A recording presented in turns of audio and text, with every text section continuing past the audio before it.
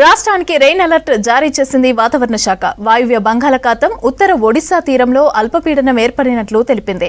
మరో 24 గంటల్లో మరింత బలపడే అవకాశం ఉందని తెలిపింది ఐఎండీ. దీంతో రాష్ట్రంలో 2 రోజులు వర్షాలు కురిసే ఛాన్స్ ఉందన్నారు అధికారులు.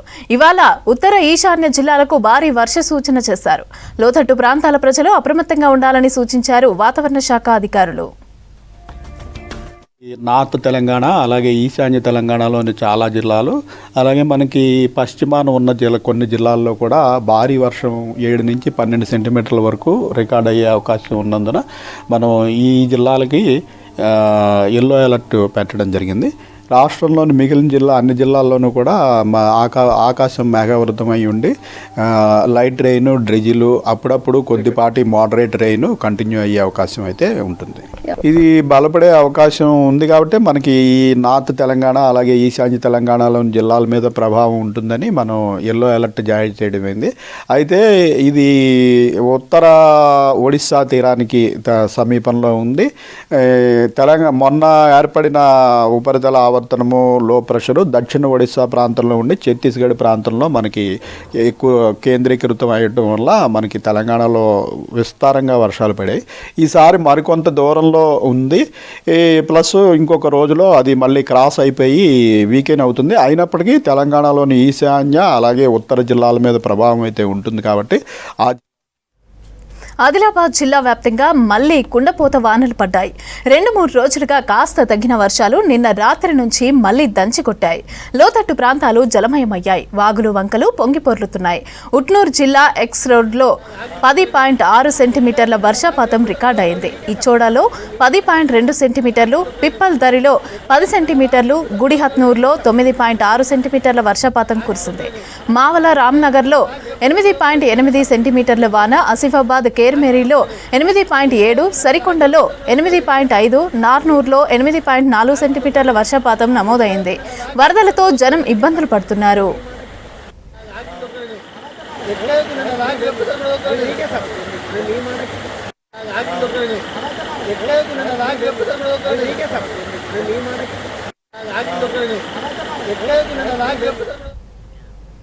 భద్రాద్రి కొత్తగూడెం చంద్రకొండ మండలం దామరచర్లలో సీఎం రేవంత్ రెడ్డి సభకు ఏర్పాట్లను పర్యవేక్షించారు జిల్లా కలెక్టర్ జితేష్ వి పాటిల్. రేపు మధ్యాహ్నం హెలికాప్టర్లో బెండలపాడు చేరుకోనున్న ముఖ్యమంత్రి అక్కడ ఇందిరమ్మ ఇళ్ల గృహప్రవేశం కార్యక్రమంలో పాల్గొంటారు. అక్కడి నుంచి దామరచర్లకు రోడ్డు మార్గాన వెళ్లి బహిరంగ సభలో ప్రసంగిస్తారు. సభకు హాజరు కానున్న 1,00,000 మంది జనాభా కోసం 390 వాహనాలు ఏర్పాటు చేసినారు. ఇక భారీ వర్షపాతం నమోదు కాలేదు కాబట్టి ఇబ్బంది పడాల్సిన పరిస్థితి లేదని అంటున్నారు అధికారులు. ఒక్కొక్క విభాగాన్ని ఒక్కొక్క స్థాయి అధికారి పర్యవేక్షిస్తున్నారని చెబుతున్నారు. సీఎం సభకు సంబంధించి మరిన్ని వివరాలు జిల్లా కలెక్టర్ జితేష్ పాటిల్తో Khadeer face to face. Bhadradri Kothagudem జిల్లా చంద్రకొండ మండలం దామరచర్లలో సీఎం రేవంత్ రెడ్డి సభకు సంబంధించిన అన్ని ఏర్పాట్లు పూర్తి చేయడం జరిగింది. దీనికి సంబంధించి అసలు ఎలాంటి ఏర్పాట్లు చేస్తా ఉన్నారు అనే విషయాలు మనం తెలుసుకోవడం కోసం భద్రాద్రి కొత్తగూడెం జిల్లా సంబంధించిన కలెక్టర్ జితేష్ పాటిల్ మనతో ఉన్నారు. వారితో మనం మాట్లాడే ప్రయత్నం చేద్దాం. సార్, ఈ రోజు ఈ సభకు సంబంధించిన కార్యక్రమాలు ఏ విధంగా జరుగుతూ ఉన్నాయి? బెండల్పాడు గ్రామంలో చాలా కష్టపడి తొందరగా ఇండ్లు పూర్తి చేయగలిగినారు. అండ్ మన జిల్లా వాసులందరూ చాలా గర్వంగా ఉన్నారు ఆ విషయం మీద. సో ఇక్కడ మీటింగ్ ఏర్పాట్లు అన్ని విధాలుగా జనాలకి సౌకర్యం కల్పిస్తూ ఏర్పాటు చేయడం జరుగుతుంది. మా దగ్గర మేము ట్రాన్స్పోర్టేషన్ ప్లాన్ తయారు చేసుకుని ఉన్నాము. మంచి పార్కింగ్ స్పేసెస్ ఏర్పాటు చేశాము. బెండల్పాడులో కూడా మన దగ్గర ఆల్మోస్ట్ 25 హౌజెస్ కంప్లీషన్ స్టేజ్కి రీచ్ అయిపోయినాయి. సో 12 హౌజెస్ అయితే కంప్లీట్గా పూర్తి ఉన్నాయి. మిగతావి కూడా కంప్లీట్ స్టేజ్లో ఉన్నాయి. సో దీంట్లో 2 హౌజెస్కి ఆనరబుల్ సీఎం సార్ విజిట్ చేస్తారు. అండ్ అక్కడ నుంచి పబ్లిక్ మీటింగ్ వెన్యూలోకి వచ్చేస్తారు. ఇక్కడ అందరూ మేము ఇందిరమ్మ ఇండ్లు బెనిఫిషరీస్, లబ్ధిదారులకి మేము తీసుకొస్తున్నాము. ఎందుకంటే ఆ లబ్ధిదారులు కంటిన్యూస్గా వాళ్ళ ఇండ్లు తొందరగానే కట్టుకుంటున్నారు. వాళ్ళకి ఇంకా అది స్ఫూర్తిదాయకంగా ఉంటుంది. సో ఇది రేపు అబౌట్ 2 and 4:30 మధ్యలో ఈ ప్రోగ్రామ్ ఉంది. అంటే టెంటేటివ్గా 2:20 అట్లా అరైవల్ నుంచి ఒక 4:15, 4:30 దాకా డిపార్చర్. సో ఇది మన టైం షెడ్యూల్. అండ్ పోలీస్ యంత్రాంగం అన్ని డిపార్ట్మెంట్స్ తరఫున మన ఇక్కడ వచ్చిన లబ్ధిదారులకి అందరికీ చాలా ఉత్సాహంగా ఈ కార్యక్రమం జరపాలని మా ఉద్దేశం. ఈ సభకు ఎంతమంది హాజరు కానున్నారు? ఎన్ని ట్రాన్స్పోర్ట్ వెహికల్స్ వాళ్లకు కేటాయించడం జరిగింది? ఎంతమంది పోలీసులు ఇక్కడ విధుల్లో ఉంటున్నారు? మూమెంట్ అయితే టెంటేటివ్గా we're expecting that arrival 2:20 PM and departure from helipad again 4:30 PM. So అట్లానే ఇప్పుడు మేము ఒక 390 బస్సెస్ ఏర్పాటు చేస్తున్నాము. అండ్ అదేవిధంగా ఇంకా లోకల్ మూమెంట్ చాలా ఉంటుంది, బికాస్ చాలామంది సొంత వెహికల్స్ లేదా ఆటోస్ కూడా పెట్టేసి వస్తారు. కాబట్టి ఈ seating capacity and standing capacity మొత్తం కలిపేసి అయితే ఒక 1 lakh దాకా ఇది ఉంటుంది ఈ వెన్యూది. సో ఆ విధంగా మేము ట్రాన్స్పోర్టేషన్ ప్లాన్ మాది బస్సెస్ అంటే దూరం నుంచి భాగస్వామ్యం ఉండాలి, ఆ ఉద్దేశంతో మేము బస్సెస్ పెట్టుకున్నాము. బికాస్ జిల్లాలో వస్తున్నారు ఆనరబుల్ సీఎం సార్ అయితే మొత్తం జిల్లా వాసులకి ఒక అవకాశం కాబట్టి ఆ విధంగా మేము ప్లాన్ చేసాం. కానీ లోకల్ మూమెంట్ అయితే ట్రాన్స్పోర్టేషన్లో చాలా ఉంటుంది. సో ఈ వెన్యూ కెపాసిటీ అండ్ అన్ని ఏర్పాట్లు ఆ విధంగానే ఉన్నాయి. పోలీస్ది మన దగ్గర గణేష్ నిమజ్జన కూడా జరుగుతుంది కాబట్టి కొంత ఫోర్స్ అయితే ఆ దృష్టిలో కూడా ఆ ఏర్పాట్లు కూడా చూసుకుంటుంది. కాబట్టి they have put request and mobilised additional force and ఎటువంటి ఇష్యూ లేకుండా చూడడానికి పోలీస్ ప్లాన్ కూడా రెడీ ఉంది. ఇప్పుడు మన హైదరాబాద్ నుంచి ఆల్రెడీ టీం ఇక్కడ వచ్చేసింది అది చెక్ చేయడానికి. అయితే ప్రస్తుతం వాతావరణ శాఖ హెచ్చరిక జారీ చేస్తుంది, భారీ వర్షాలు కురిసే అవకాశం ఉందని చెప్పేసి. ఒకవేళ ఆ వర్షం అనేది నమోదు అయితే దానికి ఆల్టర్నేటివ్గా ముఖ్యమంత్రి ఎటు నుంచి వస్తారు? ఈ కార్యక్రమం ఎలా నడుస్తుంది? సో మన దగ్గర ఫార్కాస్ట్ చూస్తే యాక్చువల్లీ ఈ రోజుది మోడరేట్ రెయిన్ఫాల్ది ఉంది అండ్ ఇంకా రేపటిది కూడా లైట్ టు మోడరేట్ ఉంది. కాబట్టి ఏ ఒక పరిస్థితి వచ్చినా కూడా we are ready for that. So largely మన దగ్గర హెవీ రెయిన్ఫాల్ ఫోర్కాస్ట్ అయితే లేదు కాబట్టి ఎయిర్ రూట్ అయినా రోడ్ రూట్ అయినా we have all the plans ready for it. Okay, ప్రస్తుతం దీనికి సంబంధించిన అంశాలన్నింటినీ ఎవరు పర్యవేక్షిస్తూ ఉన్నారు, ఎలా పర్యవేక్షిస్తూ ఉన్నారు? సో ప్రతి ఒక్క స్పాట్కి ఒక్కొక్క బాధ్యత ఇవ్వడం జరిగిందండి. కోర్స్ సెక్యూరిటీ యాంగిల్ అయితే పోలీస్ వాళ్ళ యంత్రాంగం మొత్తం డిప్లాయ్ చేసింది. మన బెండల్పాడు గ్రామంలో పీడీ హౌసింగ్ అండ్ పిఓఐటీడీఏ అన్ని ఏర్పాట్లు చూస్తున్నారు. ఇక్కడ మన లబ్ధిదారులకి అన్ని సౌకర్యాలు కల్పించడానికి మన అడిషనల్ కలెక్టర్ లోకల్ బాడీస్, అదేవిధంగా వెన్యూలో అన్ని కోఆర్డినేషన్ అండ్ అరేంజ్మెంట్స్ కోసం అడిషనల్ కలెక్టర్ రెవెన్యూ చూస్తున్నారు. సో స్టేజ్లో మన వివిఐపి స్టేజ్ మీద ఉంటారు అండ్ ఫ్రంట్ రోలో విఐపి ఉంటుంది, media enclosure and then public. Route diversions అది మేము చెయ్యము మోస్ట్లీ బికాజ్ ఇది నేషనల్ హైవే కాబట్టి. మేబీ కొన్ని లేన్స్ బ్లాక్ చేయాలంటే అది we will take a call on that. అంటే ఇప్పటికే ఒక ప్రకటన ఇచ్చారు కదా, ఖమ్మం నుంచి వచ్చే వెహికల్స్ అన్నీ కూడా బెనుబలి నుంచి రావాలని, అలా ఏమైనా చేశారా అంటున్నారు? అదే అడ్వైజరీస్ మేము ఇస్తాము బికాజ్ ఇది లిమిటెడ్ టైంకి ప్రోగ్రామ్ ఉంది కాబట్టి అంత పెద్ద డైవర్షన్ కూడా అవసరం లేదు బికాజ్ ఇది చాలా క్రూషియల్ హైవే. సో దానికి పూర్తిగా డైవర్ట్ చేయడానికి కూడా చాలా కఠినంగా ఉంటుంది కాబట్టి we will give advisories so that heavy ట్రాఫిక్లో ఫ్లో రాకుండా మేము చూసుకుంటాం. అది ఇది మొత్తంగా ఇక్కడ ఉన్న పరిస్థితి. వీడియో జర్నలిస్ట్ హర్షత్తో కదీర్, V6 న్యూస్, దామర్చర్ల. కరీంనగర్లో వినాయక నవరాత్రి ఉత్సవాలు ఘనంగా జరుగుతున్నాయి. రకరకాల పూజా కార్యక్రమాలతో మంటపాల దగ్గర ఆధ్యాత్మిక వాతావరణం కనిపిస్తోంది. రోజుకొక రకం పూజ నిర్వహిస్తూ భక్తి భావాన్ని చాటుకుంటున్నారు. భాగ్యనగర్ గణపతి దగ్గర మహిళలు సహస్ర దీపాలంకరణ చేశారు. 1000 దీపాలు ఒక్కసారిగా వెలిగించడంతో వినాయక మండపం దగ్గర ప్రత్యేక శోభను సంతరించుకుంది. కరీంనగర్లో జరుగుతున్న గణపతి నవరాత్రి ఉత్సవాలపై వెంకటేష్ మరిన్ని వివరాలు అందిస్తారు. వినాయక నవరాత్రోత్సవాల సందర్భంగా వాడవాడన భక్తిభావం వెల్లివిరుస్తుంది. ఎక్కడ చూసినా ఆధ్యాత్మిక వాతావరణం కనిపిస్తుంది. ప్రజెంట్ మనం కరీంనగర్ భాగ్యనగర్ కాలనీలో ఉన్నాం. ఇక్కడ సహస్ర దీపాలంకరణ కార్యక్రమంతో ఇక్కడ వైభవంగా పూజా కార్యక్రమాలు నిర్వహిస్తున్నారు. మహిళలంతా కూడా ఈ దీపాలు ముట్టించే కార్యక్రమాలు చాలా బిజీగా కనిపిస్తున్నారు. ముఖ్యంగా ఇక్కడ వైభవంగా కొలువుదీరిన గణనాథుని ప్రతిరోజు వేరువేరు కార్యక్రమాలతోటి చేస్తూ ఉన్నారు. ఈరోజు సహస్ర దీపాలంకరణ ఈ వాడలో ముఖ్యంగా జరుగుతుంది. దీనికి సంబంధించి ఎట్లాంటి వేడుకలు నిర్వహిస్తున్నారో తెలుసుకునేందుకు ఈ అర్చకులు కూడా మనతో పాటు. స్వామి, ఈ గణనాథుని దగ్గర ఎట్లాంటి పూజలు జరుగుతున్నాయి ప్రతిరోజు?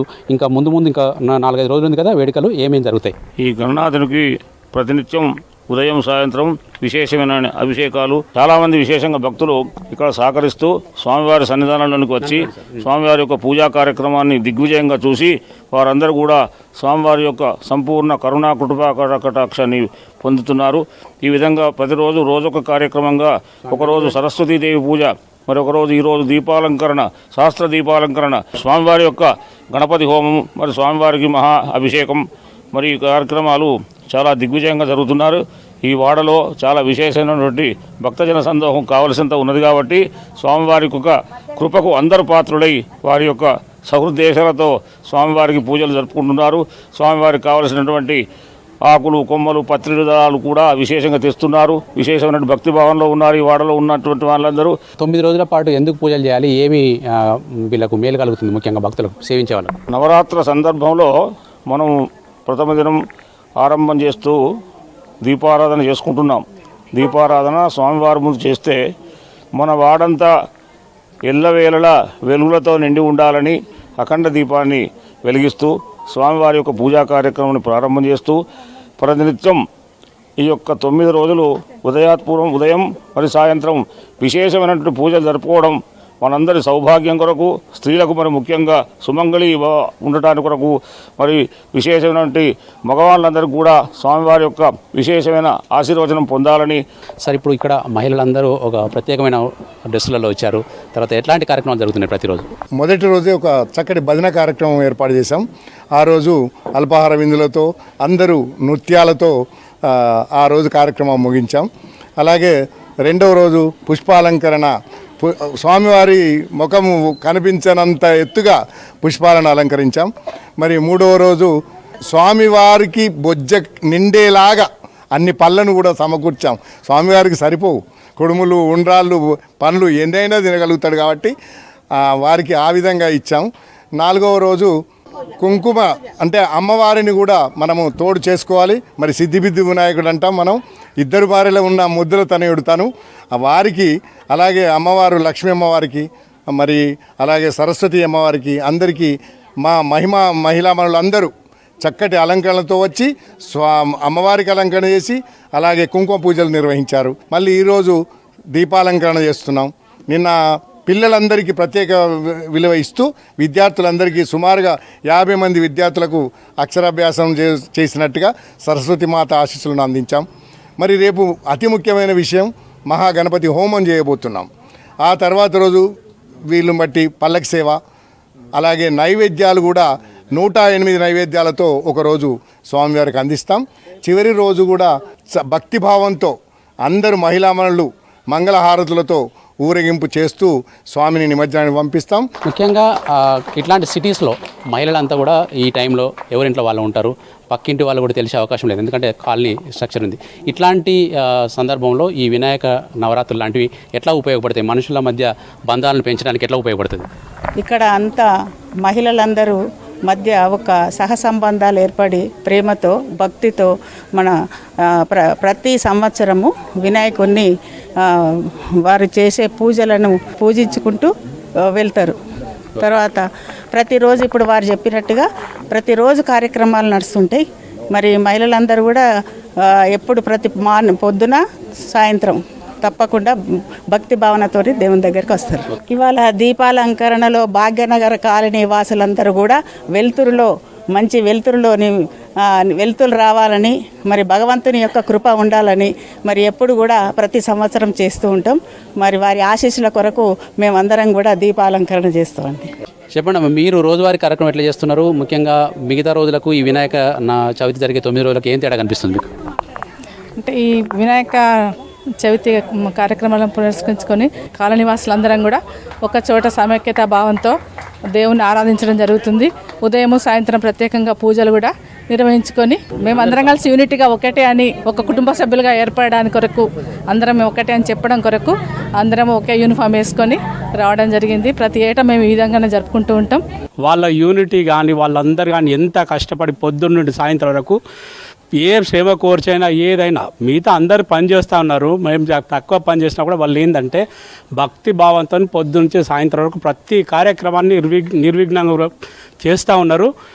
అందరి దయవల్ల వాళ్ళు ఏంటంటే సర్వే జనా సుఖినో భవంతు అన్న ఆలోచనతో అందరు పనిచేస్తున్నారు.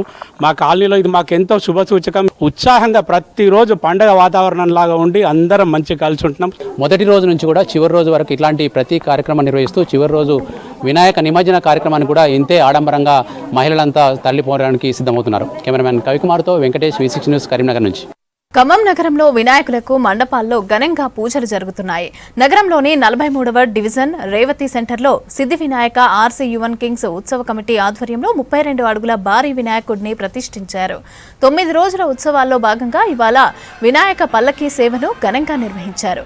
ఈ కార్యక్రమంలో భక్తులు అధిక సంఖ్యలో పాల్గొన్నారు. డీజే ఆటపాటలతో భారీ లైటింగ్లతో ఖమ్మం నగరంలో పలు కాలనీలలో పల్లకీ సేవ యాత్రను చేపట్టారు నిర్వాహకులు.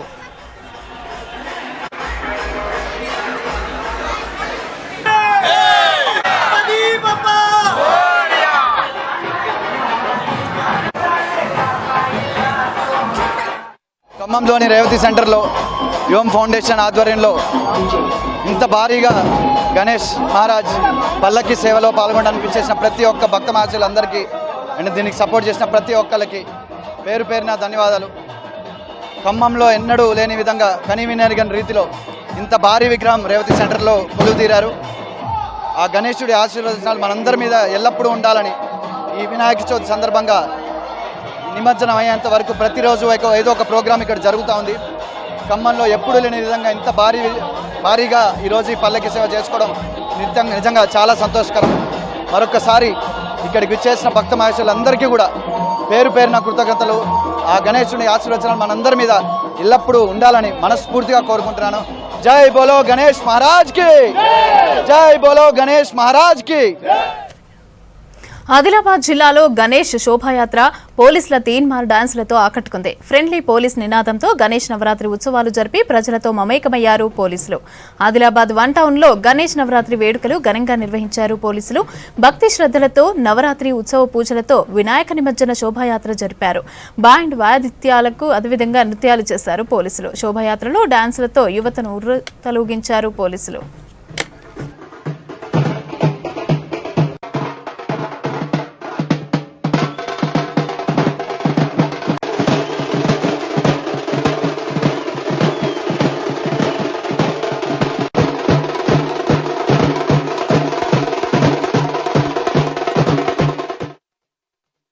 ఆదిలాబాద్ జిల్లా కేంద్రంలో ప్రశాంతంగా వినాయక నిమజ్జనం నిర్వహించడానికి అధికారులు ఏర్పాట్లు చేస్తున్నారు.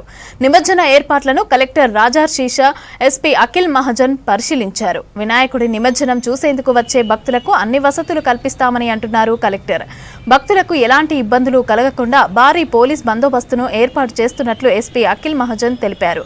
సీసీ కెమెరాలతో నిఘా ఏర్పాటు చేస్తున్నట్లు చెప్పారు. ఆదిలాబాద్ పట్టణంలో గణనాథుడి నిమజ్జనం ఏర్పాట్లపై కలెక్టర్ ఎస్పీతో కలిసి మరిన్ని వివరాలు అంజయ్య అందిస్తారు.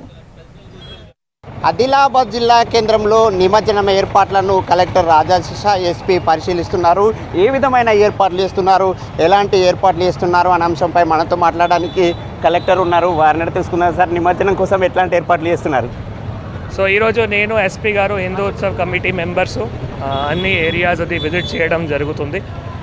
ఏవైతే సెన్సిటివ్ ఏరియాస్ ఉన్నాయో ఖానాపూర్ అక్కడ మస్జిద్ నుంచి, తర్వాత ఇప్పుడు వినాయక్ చౌక్ నుంచి మళ్ళీ ఏవైతే ప్రొసెషన్ రూట్ ఉన్నాయో దానికి ఇన్స్పెక్షన్ చేయడం జరుగుతుంది. దాదాపు 70 to 80% వర్క్స్ కంప్లీట్ అయినాయి. మున్సిపాలిటీ నుంచి కానీ, ఎలక్ట్రిసిటీ డిపార్ట్మెంట్ నుంచి కానీ, మెడికల్, హెల్త్, పోలీస్ బందోబస్తు కూడా సెక్టర్ వైజ్ ప్లాన్ చేయడం జరిగింది. సో ప్రశాంతంగానే ఇప్పటివరకు అన్ని రోజులు, ఎందుకంటే ఆల్రెడీ ఎమర్షన్ కూడా కొంత స్టార్ట్ అయినాయి. మనకి మెయిన్ ఇంపార్టెంట్ డేస్ అంటే 9th day and 11th day ఉంది. సో ఆ డేస్ సంబంధించిన కూడా మళ్ళీ సిట్టింగ్ ఆఫీసర్స్గా రెవెన్యూ డిపార్ట్మెంట్ వాళ్ళకి కూడా ఆర్డర్స్ పెట్టడం జరిగింది. షిఫ్ట్ వారీగా అందరూ డిపార్ట్మెంట్ ఆఫీసర్స్ కూడా వాళ్ళు ఆర్డర్స్ ఇస్తూ వాళ్ళకి బ్రీఫింగ్ కూడా చేసుకుంటూ, సీసీటీవీ కెమెరాస్ కూడా అన్ని చోట్ల ఫంక్షన్ చేయడానికి రిపేర్ కూడా కంప్లీట్ అయినాయి. కాబట్టి ప్రశాంతంగానే అందరూ కమ్యూనిటీస్ కూడా కలిసి పీస్ కమిటీ మీటింగ్స్ ద్వారా కూడా ప్రశాంతంగానే గణేష్ నిమజ్జనం జరుపుకోవాలి. దానికి అందరికీ కూడా కోరుతున్నాము. అంటే ప్రధానంగా భక్తులకి ఎలాంటి వసతులు కల్పిస్తారు? భక్తులకి మేజర్గా ఇప్పుడు వారు వివిధ గ్రామం నుంచి కూడా వస్తారు కాబట్టి వాటికి మేజర్గా అంటే ఇంపార్టెన్స్ కావాల్సిన ఒకటి ఈ టాయిలెట్ ఫెసిలిటీస్. మహిళలకి మనం ఏవైతే మొబైల్ టాయిలెట్స్ కావచ్చు అది ఒకటి, తర్వాత డ్రింకింగ్ వాటర్ ఫెసిలిటీస్ కావచ్చు, తర్వాత వాళ్ళ భద్రత కోసము షీ టీమ్స్ కానీ, తర్వాత ఇంకా వేరే సంబంధించిన అంటే వెహికల్ మూవ్మెంట్కి కూడా దానికి పార్కింగ్ అరేంజ్మెంట్స్ కానీ మిగతా అన్నీ కూడా వాట్ ఎవర్ ఏమేమి అరేంజ్మెంట్స్ ఉన్నాయో అవి తప్పకుండా కూడా మనం ఏర్పాట్లు చేస్తున్నాము. నిమజ్జనం అరేంజ్మెంట్స్ చాలా ఇంపార్టెంట్ ఉన్నాయి. దానికోసం కూడా మనం ఫైర్ డిపార్ట్మెంట్, ఫిషరీస్ డిపార్ట్మెంట్ అందరితో కూడా ఇది సమన్వయం చేసుకొని ఏర్పాట్లు చేస్తాం. ఇది కలెక్టర్ రాజాశిష చెప్తున్నమాట. ముఖ్యంగా ఏదైతే నిమజ్జనం కోసం పూర్తి స్థాయిలో ఏర్పాట్లు చేస్తున్నామని చెప్తున్నారు. ఎస్పీ కూడా మనతో పాటు ఉన్నారు. వారిని తెలుసుకుందాం. నిమజ్జన సందర్భంగా లా అండ్ ఆర్డర్కి సంబంధించిన ఎట్లాంటి ఏర్పాట్లు చేస్తున్నారు, ఏ విధమైన ఏర్పాట్లు చేస్తున్నారు? అంటే మనం బందోబస్తు స్కీమ్లో ఇక్కడ సెక్టర్స్ డివైడ్ చేశాము. సెక్టర్స్లో మనం సెక్టర్స్ అండ్ క్లస్టర్స్ ఏర్పాటు చేశాము. అండ్ ప్రతి సెక్టర్లో ఒక ఎస్ఐ ఆఫీసర్, ఒక క్లస్టర్లో ఒక సిఏ ర్యాంక్ ఆఫీసర్, వాళ్ళపైన DSP and additional SP day night ఆ పెట్రోలింగ్ నడుస్తుంది. వాళ్ళు ప్రతి గణేష్ పండాల్లో పోతున్నారు, వాళ్ళకి అవేర్నెస్ కూడా నడుస్తుంది. ఇది కాకుండా ఇమర్షన్ రోజులో కూడా 9th day and 11th day మన జిల్లాలో ఇది నిమజ్జనం ఉంటుంది. దానికి కూడా ఏర్పాటు district administration and police department కలిపిగా చేస్తున్నాము. దానిలో కూడా సెపరేట్గా ఫోర్స్ మనం ఏర్పాటు చేస్తాము. ఆ separate volunteers, NCC volunteers plus battalion force కూడా మనం రిక్వెస్ట్ చేస్తాము. ఆ స్విమ్మర్స్ కూడా డిస్ట్రిక్ట్ ఫిషరీ ఆఫీసర్కి అది స్విమ్మర్స్ కూడా రిక్వెస్ట్ చేయడం జరిగింది. ఆ కెమెరాస్ మనం police cameras and municipality cameras కూడా ఆల్రెడీ రిపేర్ అవుతున్నాయి. ఆ కంట్రోల్ రూమ్, ఇంటిగ్రేటెడ్ పోలీస్ ఒక కంట్రోల్ రూమ్ ఉంటుంది, అక్కడ కూడా మొత్తం మానిటరింగ్ నడుస్తుంది. మనం 100% పీస్ఫుల్గా అండ్ టైం కంప్లీషన్ ఇది అవుతుంది. ఆ హిందూ ఉత్సవ్ కమిటీ కూడా మనకి వాదా ఇచ్చారు, అది మనం దానిలో మంచిగా కలిపి మనకి ఎన్ని విగ్రహాలు ఉన్నాయి, ఎప్పటిలోగా నిమజ్జనం చేసే అవకాశం ఉంటుంది? అంటే మొత్తం జిల్లా మనం చూస్తే దాదాపు 2500 మనకి విగ్రహాలు ఉంటుంది. ఆ టౌన్ చూస్తే 600 వరకు దాదాపు మన విగ్రహాలు ఉన్నాయి. ఆ 9th డే కొన్ని పోతుంది, 11th డే కొన్ని పోతుంది, కొన్ని బోత్ అండ్ బజార్ హత్నూరులో 13th డే కూడా కొన్ని పోయినాయి అవకాశం ఉంది. అది మనం అన్ని ఏర్పాటు చేస్తున్నాము. Thank you sir. ఇది జిల్లా ఎవరైతే పోలీస్ యంత్రాంగం కానీ, అదేవిధంగా కలెక్టర్, రెవెన్యూ యంత్రాంగం కానీ అన్ని శాఖలతో సమన్వయం చేసి నిమజ్జనం శోభయాత్ర, అదేవిధంగా నిమజ్జనం చేసే ప్రక్రియ ఏదైతే ఉంటుందో పూర్తి స్థాయిలో శాంతియుతంగా నిర్వహించడానికి అన్ని ఏర్పాట్లు చేస్తామని కలెక్టర్ అదేవిధంగా ఎస్పీ చెప్తున్నారు. కెమెరామెన్ విఠల్తో అంజయ్య, V6 న్యూస్, ఆదిలాబాద్.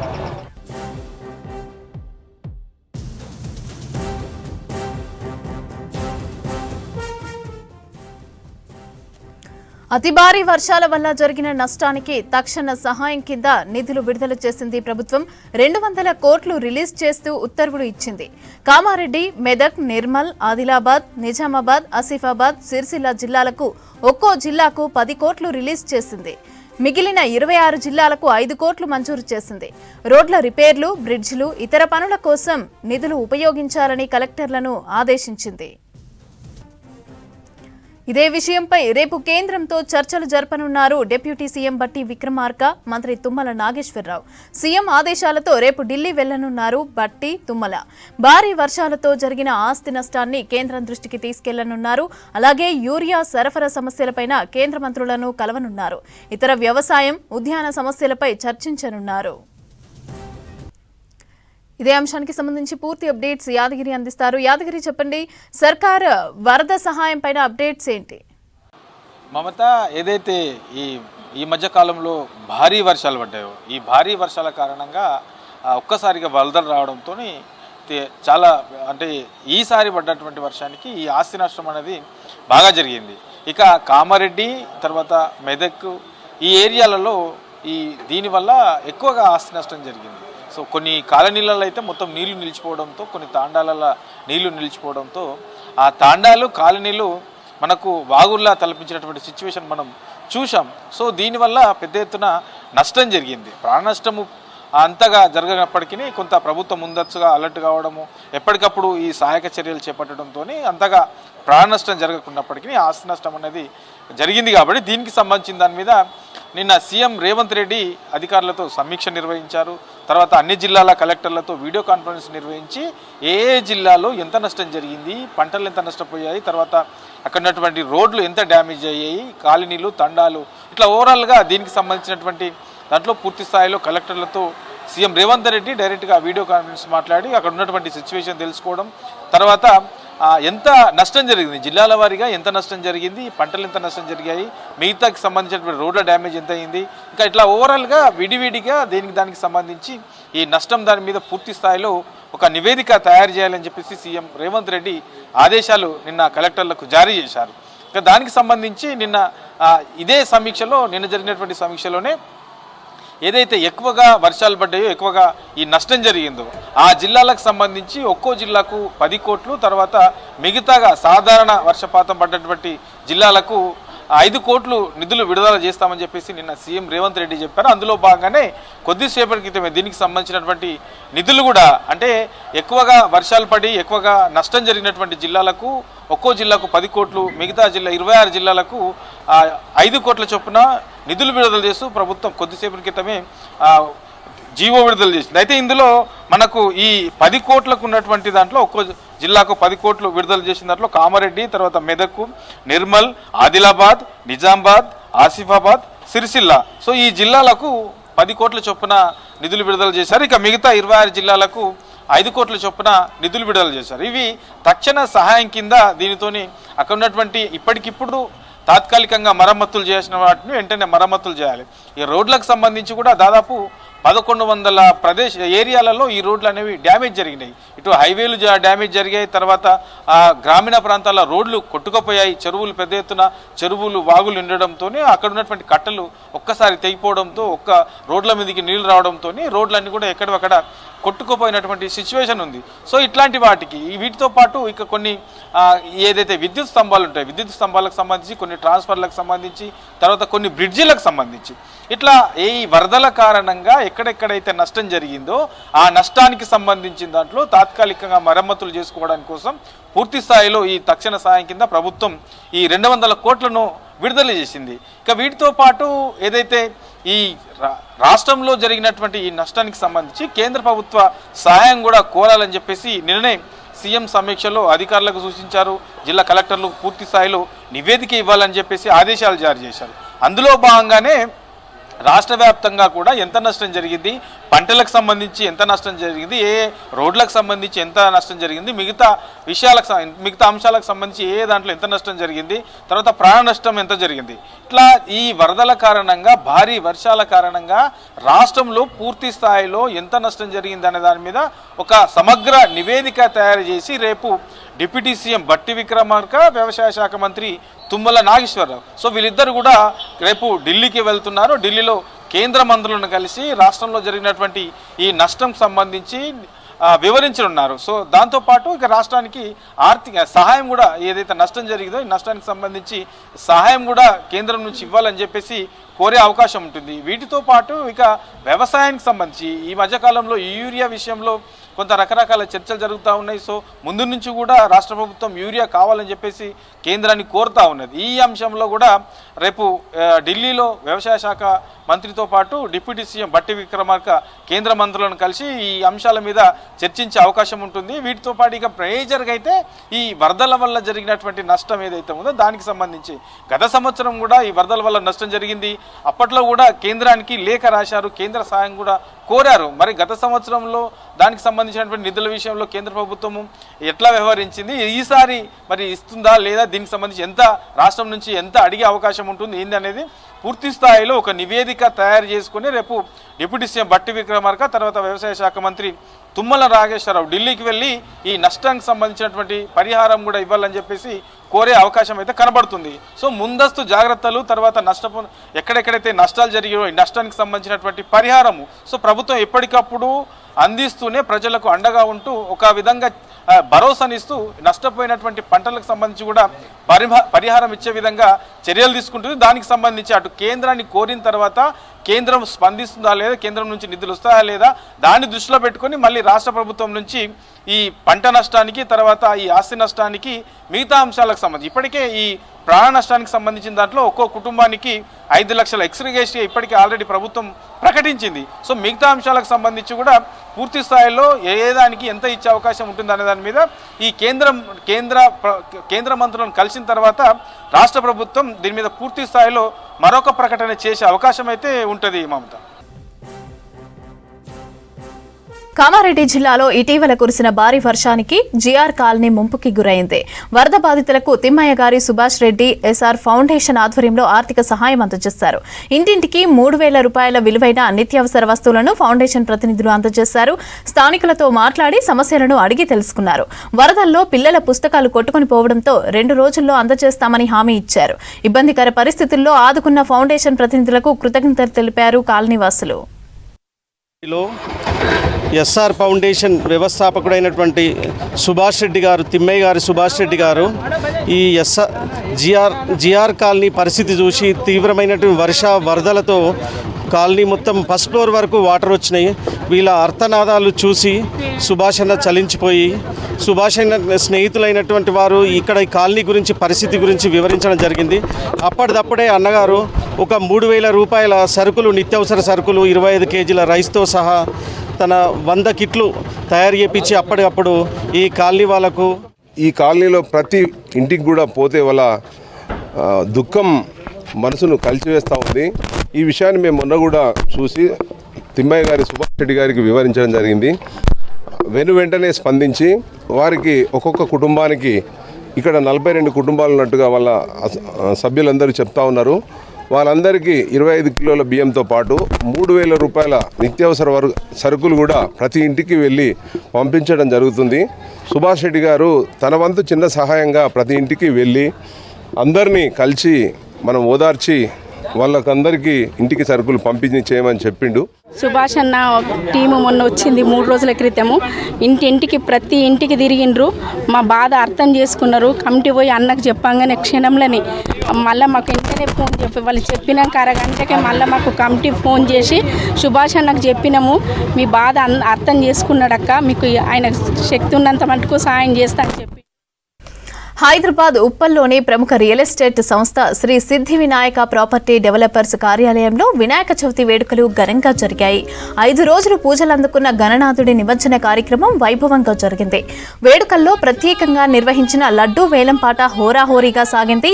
ఈ కార్యక్రమంలో మార్కెటింగ్ లీడర్స్ ఉత్సాహంగా పాల్గొన్నారు. వేలంలో చివరికి మార్కెటింగ్ హెడ్ సునీల్, లీడర్ మేఘన లడ్డూని 2,06,600 రూపాయలకు సొంతం చేసుకున్నారు. గణేశుడి లడ్డూను పొందిన వారికి, తమ సంస్థకు, టీం మేనేజ్మెంట్ కి వినాయకుడి ఆశీస్సులు ఉండాలని ఆకాంక్షించారు సంస్థ సీఎండీ కాసర్ల మహేందర్ రెడ్డి. ఇక ఈ కార్యక్రమంలో మార్కెటింగ్ స్టాఫ్ తో పాటు అనేక మంది సభ్యులు పాల్గొని విజయవంతం చేశారు.